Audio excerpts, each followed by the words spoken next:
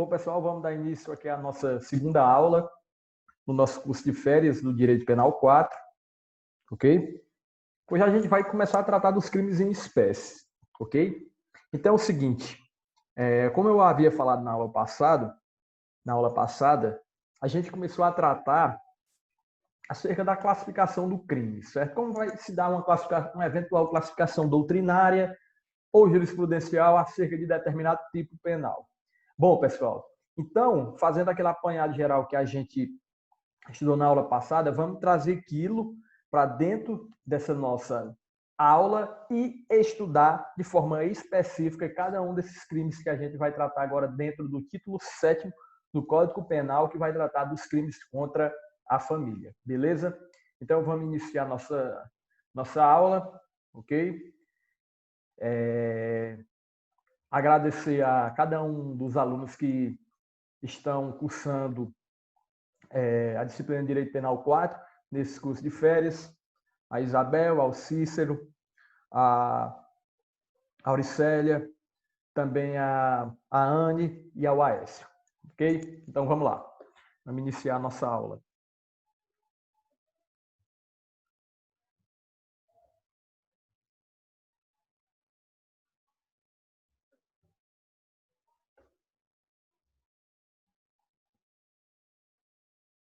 Título 7º do Código Penal, a parte especial, certo? Crimes em espécie. Primeiro, pessoal, os crimes contra a família estão disciplinados lá nos artigos 335 ao 335 ao 235 ao 239 do Código Penal, certo? Tem outros crimes que a gente vai tratar ao longo da nossa aula, mas por enquanto eu quero falar para vocês que a gente vai se atentar a esses 3 primeiros crimes, certo? Porque foram os que eu entendi que eram de maior relevância e, assim, é o que a gente costuma ver mais no dia a dia, ok? E também são os crimes que são mais cobrados em provas de OAB, provas de concurso e demais provas que vocês possam fazer aí ao longo da vida de vocês, dentre elas a questão das provas do ENAD, bate no termo da questão da família, enfim. Então, vamos lá. A base legal está lá no título 7º do Código Penal. Lá a gente vai tratar dos crimes contra a família e no capítulo 1 a gente vai tratar dos crimes contra o casamento, que a gente vai tratar de forma específica basicamente desses 3 que estão aqui na tela de vocês. Bigamia, conhecimento prévio de impedimento, simulação de casamento. Então, vamos lá. Antes da gente adentrar de fato no estudo desses crimes, faz-se necessário a gente entender o que é conceito de família, o que é uma família, na verdade. Primeiramente, a família ela é um conjunto de relações de pessoas unidas por laços de afetividade, publicidade e estabilidade. O que seria isso? A afetividade é quando nós temos um relacionamento fluido, onde há paz, onde há harmonia, onde há amor entre as pessoas que compõem aquela relação. A publicidade é quando nós temos essa relação entre pessoas de forma pública. Exemplo, determinadas pessoas decidiram morar em uma residência e lá convivem há mais de 10 anos de forma afetiva, pública, e eu já, nesse exemplo que eu estou dando para vocês, eu já estou até falando acerca da estabilidade, que é a questão da durabilidade, certo? Então, assim, a família em si só não se refere tão somente a laços sanguíneos. Assim também, as famílias, no conceito que traz a parte específica acerca do sangue, certo? Família consanguínea, mas para fins de caracterização do termo família, assim há necessidade de que a gente tenha esses 3 requisitos importantes, que é a afetividade, a publicidade e a estabilidade, beleza? Uma vez composto esses três requisitos, assim a constituição de uma família. Por isso, pessoal, que nós temos vários tipos de família. Temos famílias constituídas por homem e mulher, apenas por mulheres, apenas por homens, beleza? Então, assim, O que importa é ter esses laços de afetividade, ter essa publicidade e essa estabilidade para que, de fato, a gente tenha, certo, a composição do termo família. Beleza? Esses requisitos necessários para que a gente chegue à conclusão do que é uma família. A Constituição Federal também vai falar, lá no artigo 226, que a família é a base da sociedade e tem especial proteção do Estado, ok? Além do próprio texto constitucional, que em seu artigo 226 expressamente põe o dever do Estado de proteger a família, independentemente de sua origem, outros vários diplomas internos e internacionais reconhecem a imprescindibilidade da tutela da instituição familiar como base da sociedade e, portanto, tratam-na como bem jurídico com perfil nitidamente comunitário e imprescindível ao desenvolvimento humano. Ou seja, a própria Constituição Federal, ela vai dizer que a sociedade, aliás, que a família é a base da sociedade. Então, entendemos que para que ocorra o convívio em sociedade, há sim a necessidade de laços de afetividade, de durabilidade, de uma publicidade. Ou seja, a família ela está dentro desse contexto para a gente compor o ambiente no qual todos vivem em sociedade. Então, é importante a figura dentro, aliás, a figura da família dentro da sociedade, e por isso ela tem essa proteção especial pelo Estado lá na nossa norma maior, que é a Constituição Federal. E também nos demais diplomas legais que existem aí ao longo desse desenvolvimento jurídico, desde a antiguidade até os dias atuais. A família é tratada como um bem, também lá na Carta dos Direitos Humanos, lá vai tratar acerca também da família, certo? E em vários outros diplomas legais. Vamos lá. Continuando. Daí a conclusão de que a elevada valoração da família justifica que os principais elementos de sua composição e dinâmica merecem proteção jurídico-penal e, assim, os bens e interesses tratados pelos direitos dos povos e agasalhados nas suas constituições recebem tratamento criminal com o fito de empregar a sanção punitiva, estimular-se o comportamento humano compatível com o respeito daqueles valores. Então, assim, pessoal, uma vez que a família ela tem total proteção pelo Estado, tem total proteção, inclusive previsão constitucional, a matéria penal decidiu também tratar a família como um bem jurídico. Tanto é que existe esse título específico dos crimes contra a família e a necessidade de uma sanção imposta pelo Estado para fins de quem cometer aquela transgressão prevista no nosso ordenamento jurídico.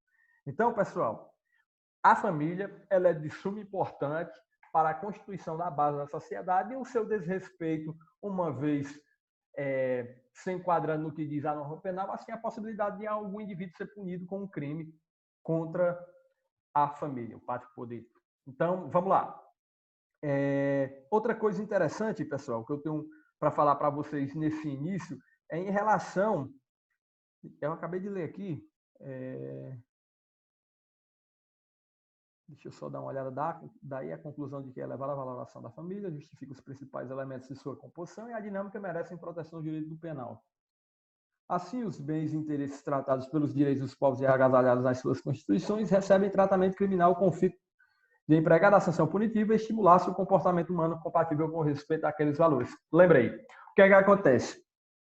A família, ela, como é base da sociedade, nós temos que entender que o direito ele surge de quê?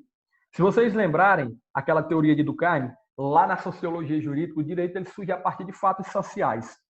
Direito como instrumento de controle social. Então, uma vez acontecido o fato dentro da sociedade, o direito ele é criado a partir da ocorrência desses fatos para fins de estabelecer um controle dentro da sociedade. Por isso que nós temos o direito como instrumento de controle social. Tanto é que existe o artigo 121 do Código Penal que pune aquele que tira a vida de outro e comete um homicídio. Ou seja, a norma penal ela serve ao mesmo tempo de sanção imposta pelo Estado através de uma pena prevista em seu preceito secundário, bem como ela serve de controle social no sentido de que põe regras a serem seguidas pela sociedade e eventual desrespeito a essas normas penais acarretam a aplicação e a sanção imposta pelo Estado através de uma pena. Ok? A gente tem que se atentar a isso, beleza? Direito como instrumento de controle social, por isso que a família é importante dentro do seio social e tem total proteção do Estado. Beleza? Então, dito isso, essa introdução acerca do conceito de família, vamos tratar agora aqui do capítulo 1 do Código Penal, dos crimes contra o casamento.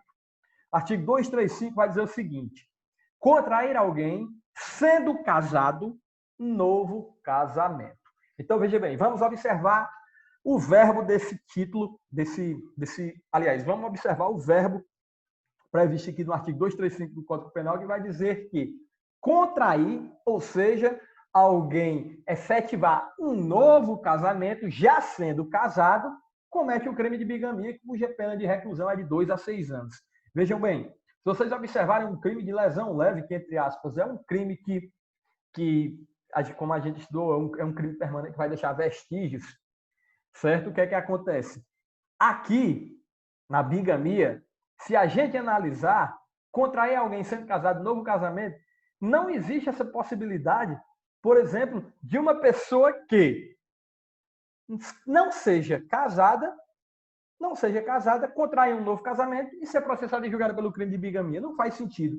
Por quê? Porque aqui um dos requisitos essenciais, quando você lê o artigo 235 do Código Penal, é o sujeito ativo do crime já ser casado.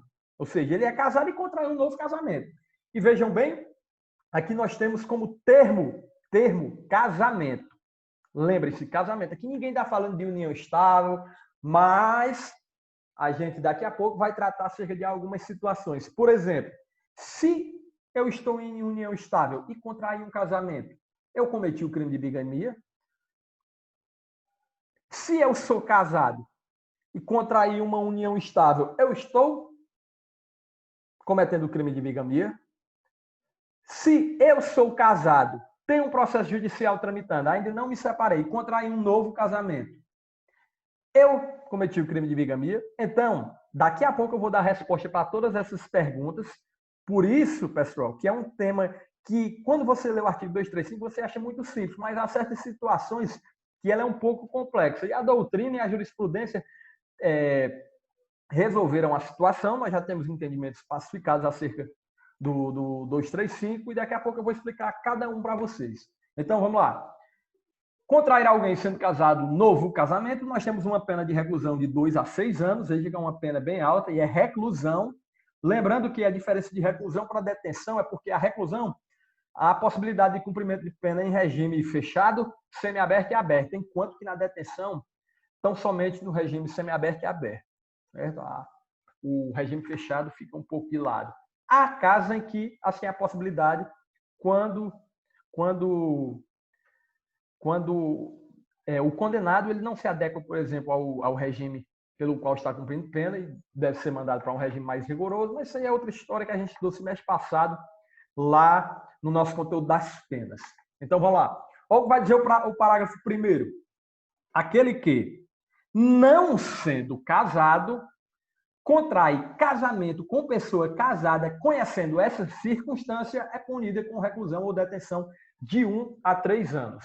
Ou seja, se a gente analisar o parágrafo 1º, certo, do Código Penal, assim há a possibilidade de alguém que não é casado cometer o crime de bigamia, desde que ele se submeta a um casamento com outra pessoa que seja casada e o sujeito ativo dessa situação tem conhecimento prévio acerca dessa circunstância. Ou seja, tem conhecimento prévio de que a pessoa pela qual está se casando é casada com outrem. Beleza? Entenderam? Isso é o que vai dizer o parágrafo 1º. Temos uma pena bastante reduzida de 1 a 3 anos. Ora, pessoal, se eu sou casado e contrair um novo casamento, eu sei de minha situação que sou casado, estou contraindo um novo casamento, estou sabendo da existência do crime, estou cometendo crime. Pena de reclusão de 2 a 6 anos. Agora, outra pessoa que não é casada, mas sabe que outrem é casado, e mesmo assim, sabendo da situação, decide se casar com ela, se vocês observarem, o dolo é praticamente igual, tanto no sujeito ativo lá do 235, como do parágrafo 1º. Porque, assim, se a gente observar, aqui nós temos 2 tipos de sujeito ativo. Lá no caput do artigo 235, nós temos o quê? Um crime que ele é o quê? Próprio, não é isso? O sujeito ativo do crime tem que ser próprio. Por quê? Porque somente a pessoa casada é quem pode cometer o crime. Já aqui no parágrafo 1º, o sujeito ativo não pode ser uma pessoa casada, entre aspas. É um crime comum, no sentido de que qualquer pessoa possa cometer esse crime, desde que não seja casada. Certo? Então, nós temos dois sujeitos ativos diferentes. Um lá para o caput do 235 e um sujeito ativo aqui para o parágrafo 1º. Daqui a pouco a gente estuda essa classificação. E o que é interessante notar é que a pena do parágrafo 1º é basicamente a metade da pena lá do caput do artigo 235, enquanto que a primeira é de 2 a 6 anos, aqui no parágrafo 1º é de 1 a 3 anos. Vejam bem que é uma pena bastante reduzida. E o parágrafo 2º vai trazer também outra hipótese que diz o seguinte: anulado por qualquer motivo o primeiro casamento ou o outro por motivo que não a bigamia, considera-se inexistente o crime. Por que isso, professor? Porque é o seguinte, vejam bem, há várias possibilidades, certo, de anulação do casamento. Quem vai tratar dessa matéria é o Código Civil. Daqui a pouco a gente vai tratar de cada uma dessas hipóteses. Então, o parágrafo 2º vai dizer que, uma vez anulado por qualquer motivo o primeiro casamento, ou outro por motivo que não a bigamia, considera-se inexistente o crime. Então, pessoal, por que é que a bigamia, como motivo de anulação do crime, não vai caracterizar? Porque é o seguinte, uma vez anulado o casamento, morreu paria preá, não há existência de vínculo mais entre as partes e, consequentemente, não se tem mais nenhum tipo de crime, já que a pessoa não é casada em virtude da anulação do casamento. Ok? Então, aqui é basicamente uma contextualização para a gente poder se atentar ao que vai dizer a norma civil. Beleza? Vamos lá. A bigamia segundo Guilherme Nutti, a bigamia é uma situação da pessoa que possui dois cônjuges. Entretanto, no contexto dos crimes contra o casamento, quer espalhar a hipótese do sujeito que se casa mais de uma vez, não importando quantas. Assim, quem se casa por 4 vezes, por exemplo, é considerado bígamo, embora seja autêntico polígamo. Ou seja, aqui, se eu me casei 3 vezes, sendo que já vivia com minha família, tinha um casamento prévio, independentemente de quantas vezes eu me casei, eu vou ser considerado um bígamo. Beleza? Mas o termo adequado, entre aspas, seria, por exemplo, 4 vezes. Seria considerado o quê? Conforme eu coloquei aqui no slide. Polígamo, não é isso? Então, para fins de caracterização do crime, não importa quantas vezes a pessoa se casou.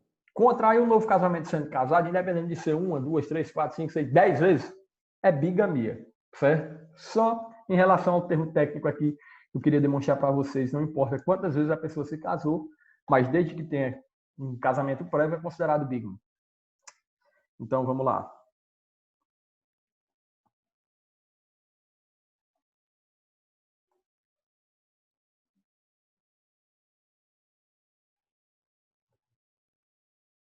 Classificação doutrinária do crime de bigamia. É um crime simples, porque a ofensa somente é um bem jurídico. É um crime próprio, porque só pode ser praticado por pessoas casadas, conforme eu falei para vocês. Material, porque exige um resultado naturalístico para a sua consumação, ou seja, a existência do casamento. Contrair, na verdade, um novo casamento. De dano, que vai causar uma lesão ao casamento e, consequentemente, ao ambiente familiar. De forma vinculada, porque o meio de execução está agregado ao que determina a lei civil, certo? Então, pessoal, existe essa forma vinculada de sempre, quando vocês ouvirem o termo de forma vinculada, é porque sempre tem alguma lei que o complementa, beleza? Comissivo, porque exige uma ação, certo? Comissivo, porque exige uma ação. Instantâneos de efeitos permanentes. Embora o crime de bigamia se consumir a partir da realização do casamento, ele vai se perdurar enquanto a pessoa estiver casada mais de uma vez. Por isso que os efeitos, o crime é instantâneo e de efeitos permanentes. Lembram do que eu falei lá no estelionato previdenciário? Sacou uma vez o benefício indevido, configurou o crime de estelionato previdenciário e ele vai se estender no tempo em quantas vezes mais você saca esse benefício indevido. Lembra? Foi o exemplo que eu falei do neto, que morava com a avó, que faleceu, e o neto ficou recebendo o benefício da avó, que já havia falecido. Beleza? Plurissubjetivo, porque existe a presença de mais de duas pessoas. E plurissubsistente, porque a execução pode ser fracionada.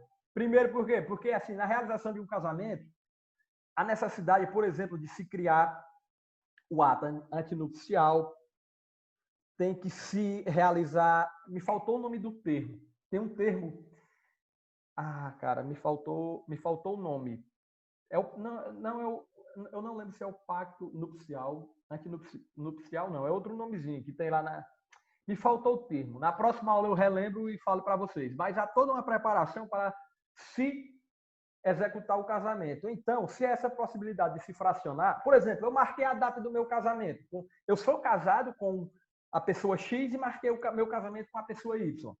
Certo? E aí, descobriram a data do meu casamento Y e o crime não se consumou por conta que descobriram essa nova data. Então, acho que é a possibilidade de haver a tentativa. Lembram que eu falei para vocês? Crime plurissubsistente admite o fracionamento do caminho do crime e, consequentemente, a possibilidade de tentativa. Sujeito ativo trata-se de crime próprio. Tanto o homem quanto a mulher podem praticá-lo, mas é essencial que já sejam casados. Ademais, trata-se de crime plurissubjetivo, plurilateral ou de concurso necessário, pois o tipo penal exige a presença de duas ou mais pessoas, sujeito passivo imediatamente ao Estado, o cônjuge enganado é sujeito passivo imediato do delito. O elemento subjetivo também é o dolo, aqui nós temos o dolo como elemento subjetivo, o crime não é punido se praticado a título de culpa. Lembrando, pessoal, que crime culposo, pelo amor de Deus, aprendam isso, não se esqueçam jamais, crime culposo, para que seja a pessoa que cometeu o crime, para que seja processado e julgado por eventual crime culposo, há necessidade de previsão legal. Ou seja, o tipo penal tem que dizer que o crime também é punido na sua modalidade culposa. Se não disser isso, já era. Não existe a figura culposa do crime e, consequentemente, o fato é atípico. Beleza? Erro do tipo. Como nós temos aqui o dolo, certo? No âmbito do crime de bigamia, deve necessariamente abranger a ciência da existência de impedimento para o matrimônio. O desconhecimento do agente acerca de tal circunstância caracteriza erro do tipo, acarretando a tipicidade do fato. Por isso, pessoal, imagine só a seguinte situação. O agente A é casado, beleza? E vai contrair um casamento com o agente B, que não é casado. Porém, o agente B sabe da circunstância do casamento do agente A. E aí eles contraem um novo matrimônio. Então, tanto A como B estão cometendo o crime. Por quê? A é casado e está contraindo um novo casamento, e B não é casada, mas sabe da existência do casamento de A e mesmo assim decidiu se casar. Então, vejam bem, pessoal, que há sim a possibilidade do cometimento do crime por ambos os cônjuges, desde que ocorra essa situação específica que eu acabei de falar para vocês. Beleza?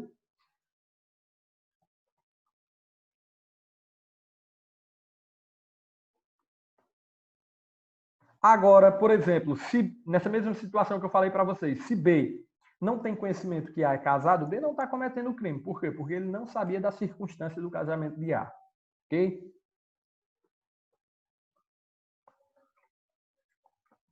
O objeto jurídico protegido pelo tipo penal protege a instituição do casamento, constitucionalmente prevista e tutelada, e a organização familiar que dele decorre, estrutura fundamental do Estado que são colocados em risco com o novo casamento.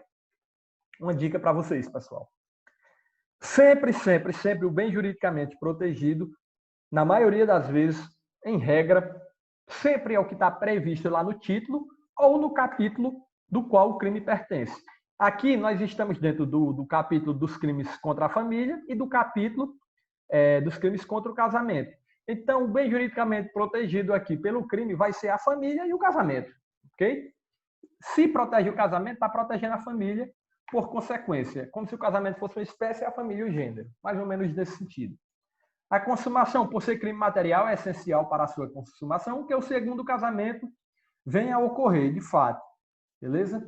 Trata-se de crime instantâneo, como eu já falei, que se consuma no momento do casamento, mas com efeitos permanentes que se arrastam no tempo.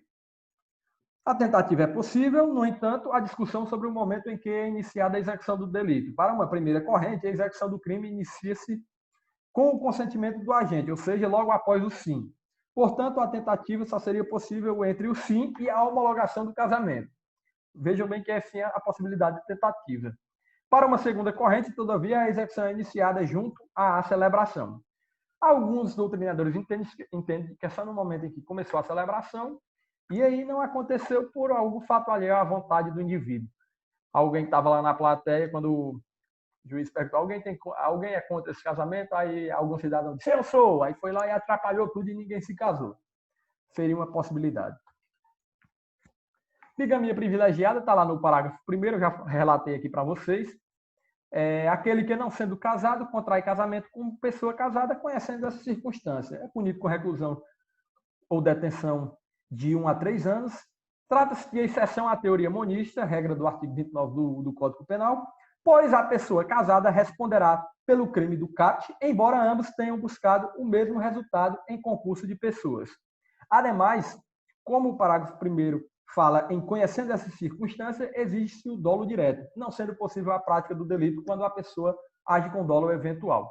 Então, pessoal, aqui o parágrafo 1º é basicamente aquele exemplo que eu falei do agente A e do agente B contraindo casamentos, beleza?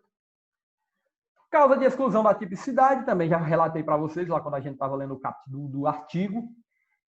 Vai dizer o seguinte: nos termos do parágrafo 2º, temos duas situações diversas de exclusão da tipicidade. Se o primeiro casamento for anulado por qualquer motivo, beleza? A pessoa se casou, mas o seu primeiro casamento foi anulado. Exemplo: eu sou casado com um cidadão A e depois casei com o B. Porém, o casamento A foi anulado, beleza? Então, eu, Maria Paiá, não vai configurar o crime. Se o primeiro casamento for anulado por qualquer motivo. E se o segundo casamento for anulado, desde que a anulação se dê em virtude da própria bigamia. Ou seja, sou casado e casei novamente, certo? Porém, a pessoa com a qual eu me casei também era casada. Ou seja, a possibilidade da anulação, tendo em vista que há bigamia por ambas as partes. Então, seria mais ou menos essa situação, mas não deixam de estar configurando a prática criminosa, beleza? Então, se o segundo casamento for anulado, desde que a anulação não se dê em virtude da própria bigamia, assim, a possibilidade do réu, aliás, do fato ser atípico, beleza? Do fato ser atípico. Se tiver bigamia pelo meio, morreu Maria Preá, configurou o crime.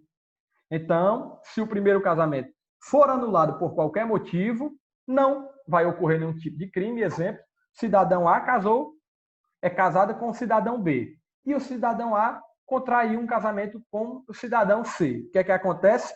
Lá no casamento com o cidadão C, poderemos ter uma bigamia. Desde que, se caso venha a acontecer do primeiro casamento, ou seja, do casamento A com o B, este venha a ser anulado, não há ocorrência do crime quando o cidadão A se casou com o crime C, praticando a bigamia, tendo em vista que houve anulação do primeiro casamento.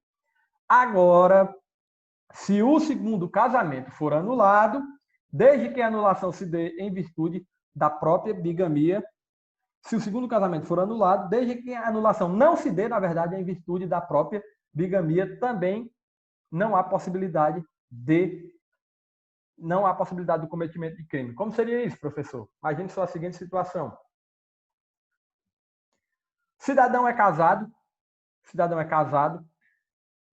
e contraiu um matrimônio com a pessoa B, beleza? Com a pessoa B. Porém, essa pessoa B é casada. Porém, essa pessoa B teve seu casamento anulado. Imagine só, a pessoa X casou com a pessoa B e, posteriormente, o casamento de B foi anulado. X casou com B, sendo que B já era casado. Porém, posteriormente, o casamento de B foi anulado. Se essa anulação ocorreu, dentre outras hipóteses, exceto em relação à bigamia, o fato seria atípico, beleza? Agora, se a anulação se deu por conta da bigamia, não. Por quê? Porque, como eu falei para vocês, sempre que existe bigamia pelo meio, mesmo que a bigamia motive a anulação do casamento, configura o crime. Ok? Então, vamos para frente. Só voltar aqui. A ação penal. A bigamia é crime de ação penal pública incondicionada. Outra coisa que eu quero que vocês prestem atenção aqui, pessoal. Como é que eu vou saber qual é a ação penal de cada crime? Primeiro, no silêncio da lei, a regra é que a ação é pública e incondicionada. Aprendam isso, pelo amor de Deus. No silêncio da lei, sempre que no Código Penal não disser que o crime se procede mediante queixa ou representação, a ação é pública e incondicionada. Agora, se a lei dispuser de forma diferente, ou seja, logo abaixo do preceito secundário do crime, logo abaixo da pena, ou lá no final do título ao qual ele pertence, disser que o crime só se procede mediante representação, então é uma ação pública condicionada à representação. Ou se disser que o crime se procede mediante queixa, é porque a ação é penal privada. Ok? Então, no silêncio da lei, pública incondicionada. Se dispuser de forma diferente, aí poderá ser condicionada à representação ou privada, a depender do que a lei disser. Aprendam isso e não se esqueçam, certo? Vamos lá. Prescrição. A contagem do lapso prescricional da pretensão punitiva estatal nos delitos de bigamia e falsificação ou alteração de assento do registro civil, enquanto não transitado em julgado o desígnio condenatório, inicia-se na data em que o fato se tornou conhecido, conforme artigo 111, inciso 4 do Código Penal. Então, pessoal, aqui a prescrição da bigamia vai se iniciar a partir do momento em que se descobre a ocorrência do casamento, do segundo casamento, na verdade. Beleza? Casamento versus união estável. Não configura crime de bigamia, beleza? Se alguém é casado e contraiu uma nova união estável, é possível a configuração do crime de bigamia daquele que, sendo casado, contraiu nova união estável? Não é possível, beleza? Ou daquele que, estando em união estável, contraiu um novo casamento. Também não é possível a ocorrência do crime. Por quê? Porque o título do Código, o título do artigo 235 fala em contrair novo casamento, pessoa casada, e não pessoa de união estável. Isso é um entendimento a que a gente tem que levar em conta, de fato, a positivação da lei, do que está escrito lá na lei, beleza? E não adianta querer inventar, união estável, não sei o quê, não sei o quê. Não, não é crime. Ok? A Constituição Federal reconhece a união estável como entidade familiar para efeito de proteção do Estado, o que não significa que se forme a partir daí os laços matrimoniais. Portanto, o crime de bigamia somente se dá quando o agente, já sendo casado, contrai um novo casamento, não sendo suficiente a união estável. O STF, no julgado da ação direta de inconstitucionalidade número 4.277, estabeleceu o entendimento de que a união homoafetiva é espécie do gênero união estável, devendo ser feita segundo as mesmas regras e com idênticas consequências da união estável heterossexual. No ano de 2013, em conformidade com o STF, o CNJ editou a resolução 1755/2013, a qual, em seu parágrafo 1º, dispõe ser vedado às autoridades competentes a recusa de habilitação de celebração de casamento civil ou de conversão de união estável em casamento entre pessoas do mesmo sexo. Então, pessoal, o próprio STF trata o casamento... Aliás, a própria Constituição e o STF, com seus entendimentos, trata o instituto do casamento como sendo determinada coisa e o Instituto da União Estável como sendo outra. Não são institutos iguais. Por isso, não há possibilidade daquele que contraiu, que está em união estável e contraiu um casamento, ou daquele que é casado e contraiu uma união estável, configurar o crime de bigamia. Dentro dessa ótica, devemos concluir claramente que alguém que, sendo casado com pessoa do mesmo sexo, contrai novas núpcias com outra pessoa, independentemente de esta ser do mesmo sexo ou do sexo oposto, está caracterizado o crime de bigamia disposto no artigo 235 do Código Penal.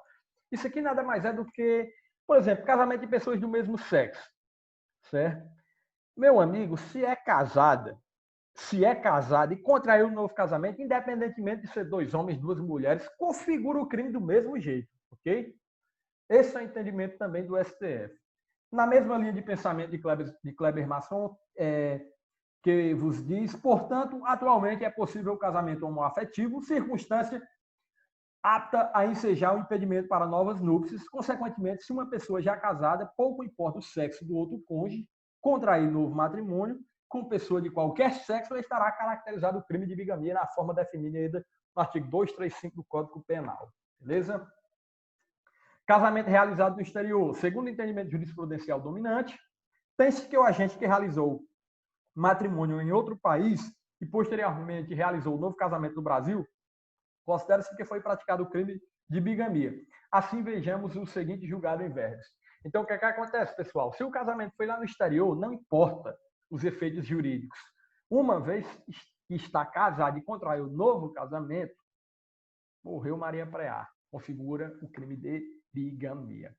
O fato de não ter o apelante homologado o seu casamento firmado em solo americano no Brasil não retirou a sua condição de pessoa casada, levando-o a cometer o crime de bigamia quando contraiu as novas núpcias. A própria omissão da recorrente em relação ao primeiro casamento, quando efetuou os trâmites do segundo matrimônio, demonstra a sua condição dolosa, situação que afasta a hipótese de erro do tipo: não tivesse o intuito doloso, o acusado poderia ter certificado junto ao cartório de Ipiranga acerca da validade do seu primeiro casamento, evitando-se assim a ocorrência do crime. Julgado lá do Tribunal de Justiça de Minas Gerais, beleza? Então, independentemente do ato ter sido homologado aqui no Brasil ou não, caso tenha se casado no exterior, configura a ocorrência do crime de bigamia. Bom, pessoal, vamos tratar aqui um pouco agora de induzimento a erro essencial e ocultação de impedimento. Então, aquele que contrair casamento induzindo em erro essencial o outro contraente ou ocultando-lhe impedimento que não seja casamento anterior, comete um crime do artigo 236. Então, vamos lá. Contrair casamento induzindo em erro essencial o outro contraente ou ocultando-lhe impedimento que não seja casamento anterior, comete o crime do 236. Vamos lá, pessoal. A pena aqui vai ser de 6 meses a 2 anos. A ação penal depende de queixa do contraente enganado e não pode ser intentada senão depois de transitar em julgado a sentença que, por motivo de erro ou impedimento, anule o casamento. Raciocinem comigo, pessoal. Olha o que vai dizer o parágrafo único. A ação penal depende de queixa, ou seja, é uma ação penal privada, diferentemente lá do 235, certo? E ela só poderá ser intentada depois de transitar em julgado a sentença que, por motivo de erro ou impedimento, anule o casamento. Então, pessoal, vejam bem, temos que se atentar também à questão do impedimento, porque se o impedimento decorre de bigamia, não vai caracterizar o 236. Se contrair o casamento com outra pessoa sendo casada e a outra pessoa também era casada, que poderia gerar uma nulidade, a anulação do casamento, essa anulação, como decorre de casamento anterior, de bigamia, configura crime. Só seria possível se fosse outro tipo de impedimento, ok? Então, vamos lá. Vamos estudar aqui o que são esses erros essenciais e impedimentos. A gente vai lá para o Código Civil, lá no artigo 1557. Considera-se erro essencial sobre a pessoa do outro cônjuge o que diz respeito à sua identidade, sua honra e boa fama, sendo esse erro total que o seu conhecimento ulterior torne insuportável a vida em comum ao cônjuge enganado. A ignorância de crime anterior ao casamento, que por sua natureza torna insuportável a vida conjugal. A ignorância anterior ao casamento de defeito físico irremediável ou de moléstia grave e transmissível pelo contágio ou herança capaz de pôr em risco a saúde do outro cônjuge ou de sua descendência. A ignorância anterior ao casamento de doença mental grave, que por sua natureza torna insuportável a vida em comum ao cônjuge enganado. Então, dito isso, pessoal, vamos voltar aqui para o caput do artigo. Contrair casamento induzindo em erro essencial o outro contraente. Ou seja, se eu casei com determinada pessoa, certo? Induzir esta pessoa em erro essencial, no sentido de que omiti, por exemplo, que eu tinha uma moléstia grave e ocultei determinado impedimento, eu estou cometendo o crime do 236. Por quê?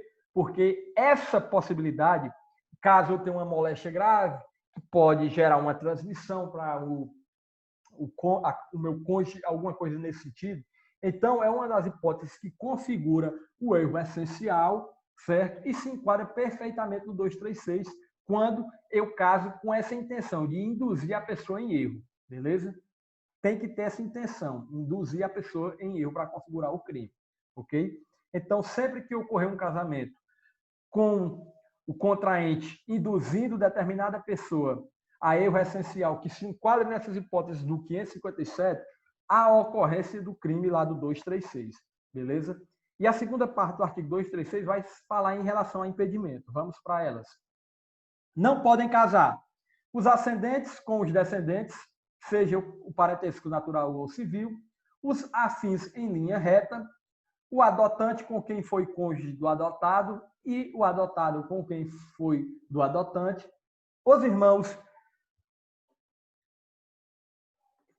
Desculpem, pessoal. Os irmãos unilaterais ou bilaterais e demais colaterais até o terceiro grau, inclusive, o adotado com o filho do adotante, as pessoas casadas, aqui no caso de bigamia, o cônjuge sobrevivente com o condenado por homicídio ou tentativa de homicídio contra o seu consorte. Ascendente com descendente, os irmãos e por aí vai. Então, vejam bem a seguinte situação, pessoal. Imagine só que eu descobri que sou irmão de uma pessoa que sou apaixonado. Sou apaixonada por uma menina tal, certo? E sei que ela é minha irmã, mas ela não sabe que eu sou irmão dela, certo? E aí, eu contraí um casamento com ela, consegui conquistá-la e consegui me casar com ela e ocultei o impedimento, certo? Porque se nós somos irmãos, nós não poderíamos nos casar de acordo com o artigo 521, que gera nulidade do casamento, beleza? Nós não poderíamos casar. Porém, eu resolvi contrair o casamento, certo? Ocultando-lhe esse impedimento. Então, configura o crime do 236. Só não configuraria o crime do 236 se nós estivéssemos diante da hipótese do artigo 521, inciso 4. Não podem casar as pessoas casadas. Por quê? Porque se eu sou casado e contrair um novo casamento, eu estou ocultando esse impedimento, não é isso? Mas o Código fala que ocultar impedimento que não seja casamento anterior. Por quê? Porque se eu sou casado e contrair novo casamento, eu estou cometendo o crime de bigamia, não é isso? Então, vejam bem que por isso que a questão de as pessoas casadas, não podem casar as pessoas casadas, lá no inciso 4, não vai ser um impedimento que vai configurar o crime do artigo 236, mas sim o crime do 235 de bigamia. Beleza? A classificação doutrinária é um crime simples, ofensa somente a um bem jurídico, comum, pode ser praticado por qualquer pessoa, beleza? Qualquer pessoa pode praticar o crime. Material, exige resultado naturalístico para sua consumação. De dano, causa lesão à instituição da família de forma vinculada, porque depende da lei civil, como eu já falei para vocês.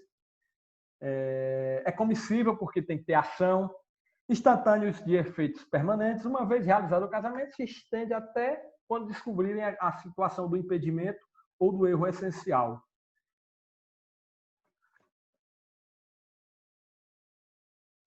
Unissubjetivo pode ser praticado por uma única pessoa e plurissubsistente, porque a execução pode ser fracionada, beleza? O núcleo do tipo, o crime consiste em contrair novo casamento, induzindo em erro essencial o outro casamento, ou ocultando-lhe impedimento que não seja casamento anterior. Se for o impedimento de casamento anterior, será o crime de bigamia lá do 235, conforme eu já falei para vocês. A ação penal é a única hipótese em toda a legislação penal de ação penal privada personalíssima, ou seja, somente o ofendido pode ajuizar a ação penal. Caso ocorra o seu falecimento, o direito de queixa não será transmitido. Não é possível a nomeação de curador especial ao incapaz ou o início de ação penal pelo seu representante legal. Pessoal, peço desculpa aqui para vocês por uma falha que eu cometi. Aqui, na verdade, não foi nenhuma falha. Lembrem-se desse artigo 236 para o resto da vida de vocês, beleza? Aqui, pessoal, aqui a ação, a ação penal ela é privada. No entanto, ela é personalíssima. Ação penal privada personalíssima. É a única ação penal privada personalíssima do ordenamento jurídico brasileiro, do nosso Código Penal. Por quê? Porque somente o ofendido pode ajuizar a ação penal. Caso ocorra o seu falecimento, o direito de queixa não será transmitido. Por que isso, professor? Imagine só a seguinte situação. Nós sabemos que o direito de queixa, ele se transfere ao CAD. CAD é um bizu que eu costumo dar nas aulas que eu repasso aí para os alunos aí lá do 7º e 8º, na parte de processo penal. Cônjuge, ascendente, descendente ou irmão. Então, o direito de queixa se transfere ao cônjuge, ascendente, descendente e irmão. Mas por que é que nessa ação penal privada do artigo 236 não vai se transferir? Por que ela é personalíssima? Porque é o seguinte, primeiro, vamos analisar só aqui a questão do parágrafo único. Olha o que vai dizer o parágrafo único. A ação penal depende de queixa do contraente enganado e não pode ser intentada senão depois de transitar em julgado a sentença que, por motivo de erro ou impedimento, anule o casamento. Quem é que pode entrar com essa ação judicial lá na área civil para tentar anular o casamento? Somente a pessoa que foi enganada, que contraiu o casamento, realizou o casamento, na verdade, uma vez que foi induzida a erro ou lhe foi ocultado algum impedimento. Então, ela tem que entrar com essa ação lá no juiz civil. Vai depender dessa ação, uma vez anulado o casamento, e aí prova-se que realmente, de fato, a pessoa foi enganada, entre aspas, induzida a erro ou foi ocultado um impedimento, e aí sim ela vai ter a opção ou não de entrar com essa ação penal privada. Então, pessoal, por isso que ela é uma ação personalista, porque, primeiro, a ação civil vai depender dela, vai depender da pessoa que foi enganada, certo? E, posteriormente, ela tem a possibilidade de ingressar com uma ação penal privada. Daí é o seu caráter personalista. Ou seja, somente o ofendido pode ajuizar essa ação penal, e se ocorrer o seu falecimento, o seu direito de queixa não vai ser transferido nem ao cônjuge, ascendente, descendente ou irmão. Beleza? Caso ocorra o seu falecimento, o direito de queixa não será transmitido, não é possível a nomeação de curador especial ou incapaz, ou o início da ação penal pelo seu representante legal, justamente por essa hipótese específica em que depende tão somente o início da ação penal privada vai depender primeiro o ajuizamento da ação civil para anular o casamento e, posteriormente, certo? E o ajuizamento da ação penal privada pelo ofendido. Não pode ser transferido. Okay? Então, lembre-se, 236, ação penal privada personalíssima. Conhecimento prévio de impedimento. Contrair casamento conhecendo a existência de impedimento que ele cause anulidade absoluta. Então, aqui, pessoal, é o seguinte. Aqui nós não estamos mais falando de erro essencial, então somente a impedimento que está lá no artigo 521. Beleza? Contrair casamento conhecendo a existência de impedimento que lhe cause anulidade absoluta. Olha o que vai dizer o artigo 521. Não podem casar, como eu já falei para vocês, ascendente com descendentes, afins em linha reta, as pessoas casadas. Porém, as pessoas casadas aqui vai estar fora da hipótese do artigo 237, porque a gente já tem um crime específico, que é o 235, o crime de bigamia.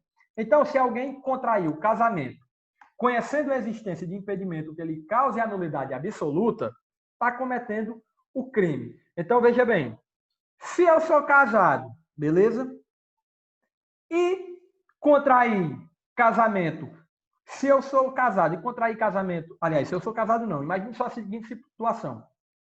Imagine só a seguinte situação.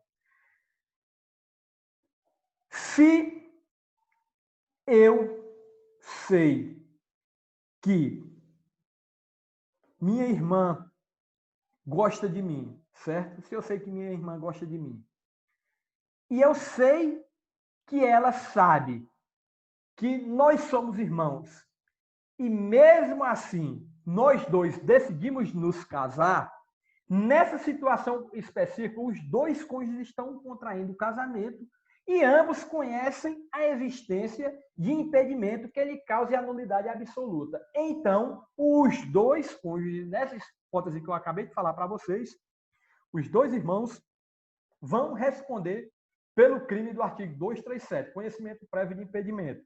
Por quê? Porque ambos sabiam da situação de que eram irmãos e mesmo assim decidiram se casar. Agora, se um tivesse ocultado, certo? Se um tivesse ocultado, tipo, o irmão A se casou com a irmã B, e o irmão A sabia que era irmão da irmã B, e a irmã B também sabia que era irmão do irmão A, os dois cometeram o mesmo crime. Agora, pessoal, se o irmão B sabe que é irmão de A e induziu o mesmo a casar com ele, ocultando-lhe o impedimento, vai para o 236. Ok? Vai para o 236, que é induzir a erro essencial ou a ocultação de impedimento. Beleza? Professor, existe alguma possibilidade de haver o casamento, certo? Quando apenas um dos cônjuges conhece a existência de impedimento de que ele cause a nulidade absoluta? Existe.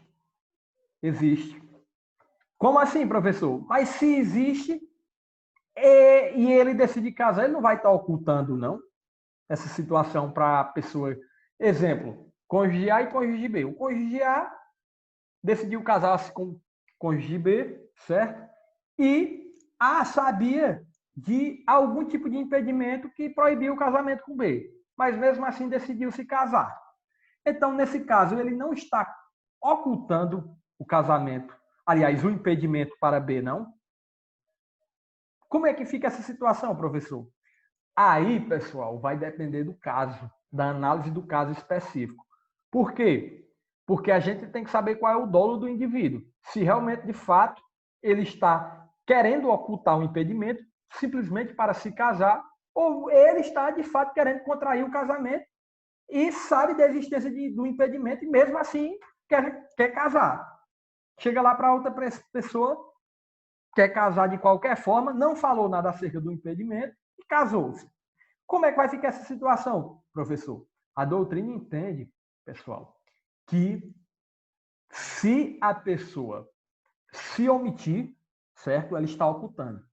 E se está ocultando, vai para o 236. Então, a existência do impedimento, ela tem que ser de conhecimento geral de ambos os cônjuges para fins de caracterização do crime, ok? Então, vamos lá. Vejam bem, contrair casamento, conhecendo a existência de impedimento que ele cause a nulidade absoluta. Seria a mesma coisa, deixa eu só pegar aqui outro exemplo.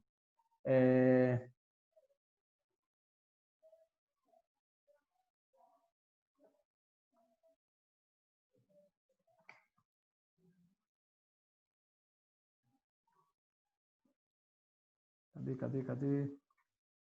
Deixa eu ver se foi aqui na observação que eu coloquei. Vou ler aqui a observação. Segundo Roberto Bittencourt, o crime em questão é um crime subsidiário em relação ao crime de induzimento a erro essencial e ocultação de impedimento, sendo diferente desse por não precisar o comportamento ativo do agente. Porém, no artigo 236, apenas o fato de ocultar o impedimento já é incriminado a ocultação.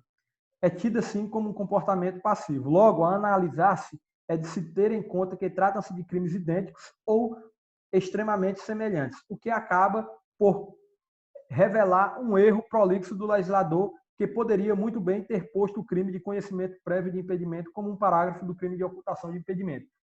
Então, o que é que acontece, pessoal? Como eu falei para vocês, a doutrina entende que para de fato acontecer o conhecimento prévio de contrair, haver o crime do conhecimento prévio de impedimento, a necessidade de ambos os cônjuges saberem do impedimento. Por quê?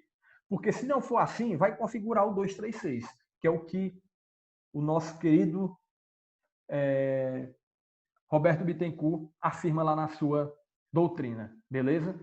E aí, pessoal, isso é até questão de lógica, porque assim, se eu sei que sou irmão de determinada menina, certo? E decido casar com ela, eu estou ocultando a situação, beleza? Agora, se eu sei que sou irmão dessa menina e ela sabe que eu sou irmão dela e a gente decide se casar, temos que analisar o caso em si. Por quê? Porque se ambos têm conhecimento, estão contraindo o casamento sabendo da existência do impedimento, os dois vão cair no conhecimento prévio de impedimento. Mas, ao mesmo tempo, se nenhum diz nada para o outro, há uma omissão e justamente a ocultação do que vai dizer lá no artigo 236. Considera-se essencial, aliás, contrair casamento induzindo em erro essencial o outro contraente ou ocultando-lhe impedimento que não seja casamento. Então, se trata do mesmo crime.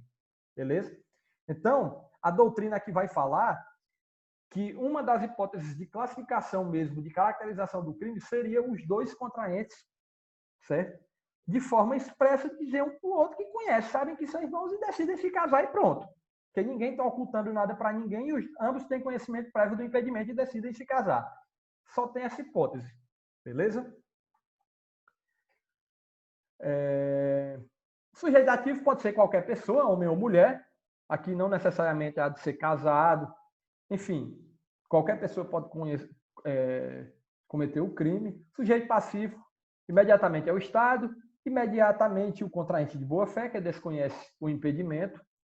O elemento subjetivo é o dolo, não se admite a modalidade culposa e a consumação, por ser crime material, ocorre no momento em que o casamento é realizado. Por ser crime plurissubsistente, a tentativa é possível. E a ação penal ela é pública incondicionada. Beleza? Pessoal, outro crime interessante aqui em relação à parte do casamento, dos crimes contra o casamento, é simulação de autoridade para a celebração de casamento. Atribuir-se falsamente a autoridade para a celebração de casamento. Detenção de 1 a 3 anos, se o fato não constituir crime mais grave. Então, o que é que acontece? Pode acontecer de ter, por exemplo, a usurpação da função pública, que é um crime um pouco mais grave, mas se eu, de forma falsa, me atribuir como uma autoridade para a celebração de casamentos e celebrei vários casamentos, eu estou cometendo o crime de atribuir-se falsamente a autoridade para a celebração de casamento. Estou cometendo crime, beleza? Detenção de 1 a 3 anos, se o fato não constitui crime mais grave.